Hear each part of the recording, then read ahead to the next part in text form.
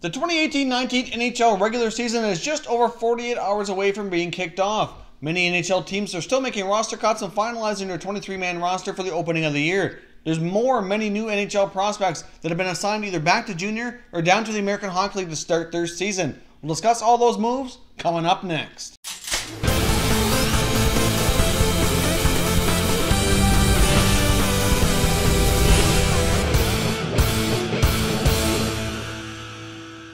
Hey everyone, and welcome back to another video here at Top Shelf Hockey. If you're new to the channel, thanks for stopping by. We review and discuss all 31 NHL teams. So if you're a huge hockey fan, consider subscribing and clicking the bell so you don't miss anything. So as I mentioned off the top here, as we get really close now to the NHL season getting underway, there's still many NHL teams that are finalizing their rosters here for opening night and have decided to send some of their top prospects either back to junior or to start the year down in the American Hockey League. We've discussed a lot of top prospects here throughout the summer and into the NHL preseason and training camp, and a lot of these guys were expected to stick with their NHL clubs to start the year, but obviously depending on contract situations, which often dictates where players will play, sometimes it's easier to send your waiver-exempt guys down to the American League to start the year and whatnot. So obviously some of these teams have some very tough decisions to make, and some of these prospects will just have to wait a little bit longer to get their NHL debuts.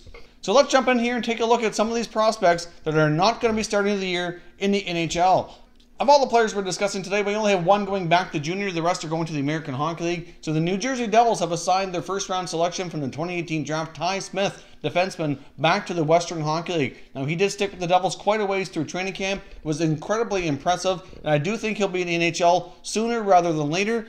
However, the Devils have opted to send him back to the Western Hockey League here for the 18-19 season. They felt that was best for his development. Like I said, although they were very impressed here, and I do think Ty Smith is going to be a tremendous NHL defenseman. Some of these other prospects going to the American Hockey League were a little bit more surprising, especially with the Detroit Red Wings sending Filip Zadina down to Grand Rapids to start the 18-19 season. I did see comments from the Red Wings indicating they wanted Zadina to work a little bit on his speed as well as his confidence. Even though Filip Zadina was a high draft pick in the 2018 draft, he did at times seem like he likely would make this roster. I suppose we shouldn't be too surprised at this. If you look at the Red Wings' history and how they like to develop their team and how they like to develop their younger players, they rarely do you ever see a teenager make the Red Wings lineup.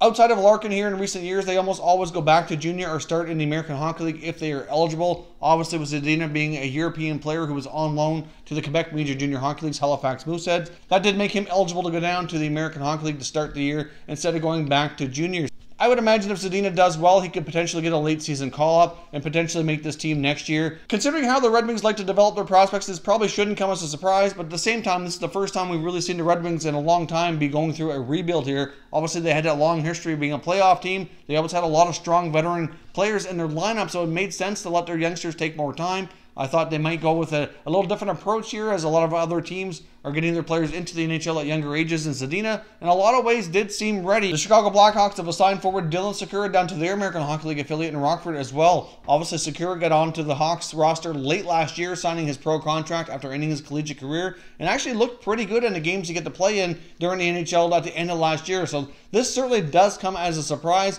I really expected with where things are at with the Chicago Blackhawks roster that Sikura would actually make this team at a training camp and get a full rookie season under his belt. Unfortunately, that's not going to happen. They decided to go with a few other younger players instead, and Sikura is going to be starting here at the American Hockey League. The Bruins have assigned a couple of their young players as well to the American Hockey League.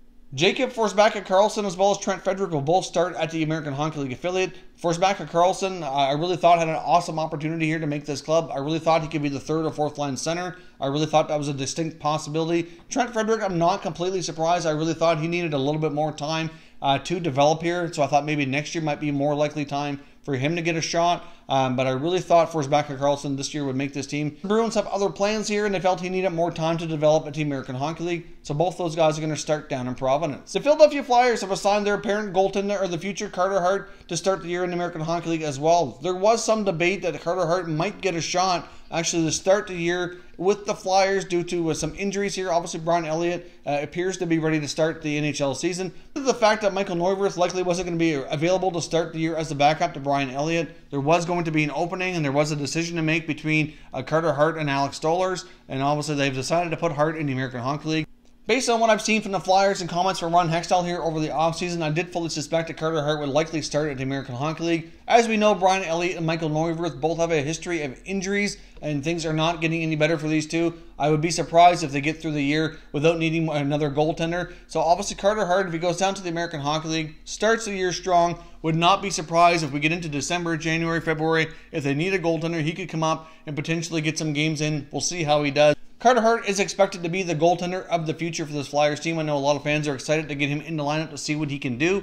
And I guess we'll just have to wait a little bit longer for that opportunity. But it would not surprise me at all if it comes later this season if the Flyers goaltenders, again, run into injury problems. So that's all your news and notes on prospects being assigned to junior or to the American Hockey League. There is going to be a lot of probably roster cuts announced here between today and tomorrow as teams prepare their rosters for opening night here on Wednesday, October the 3rd. So there's going to be lots of announcements coming, so I'll likely have more videos like this coming here either later today or tomorrow, updating you on all the NHL roster news and who's being on waivers, who's being cut, and who's being sent to the minors, etc. If you're new to the channel here, I hope you consider subscribing. We cover all 31 NHL teams, and there's plenty of content here for all hockey fans to enjoy. So if you're new, hit that subscribe button. If you like this video, don't forget to hit the like button as well. I'd appreciate it if you did.